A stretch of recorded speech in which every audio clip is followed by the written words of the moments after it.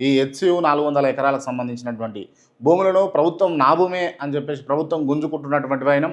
అక్కడ ఉన్నటువంటి విద్యార్థులు ఎవరైతే ఈ హెచ్సియు స్కాలర్స్ ఉన్నారో కావచ్చు, అక్కడ ఉన్నటువంటి విద్యార్థులందరూ కూడా దాన్ని అడ్డుకునేటటువంటి ప్రయత్నం అయితే చేస్తూ ఉన్నారు. దానిలో భాగంగా ఈ హెచ్సియు విద్యార్థులపైన లాఠీ ఛార్జీలు, లేకపోతే వాళ్ళను అడ్డుకునే ప్రయత్నం, వాళ్ళను అరెస్టులు చేసే ప్రయత్నం అయితే పోలీస్ యంత్రాంగం చేస్తూ ఉంది. పోలీస్ యంత్రాంగం అంటే ఇక ప్రభుత్వం సంబంధించినటువంటి ఆదేశాల మేరకే మరి పోలీసు వాళ్ళు చేస్తున్నారు. దీంట్లో పోలీసు వాళ్ళది ఏదో స్పెషల్ ఇంట్రెస్ట్ ఉంది అనడానికి కూడా లేదు. సో అసలు నిజాలు మాట్లాడుకుంటే కనుక ఒక్కసారి మనము గతంలోకి పోయి చూద్దాం. అదే హెచ్సియు యూనివర్సిటీకి రాహుల్ గాంధీ గారు పోయిండ్రు. ఎందుకు పోయిండ్రు?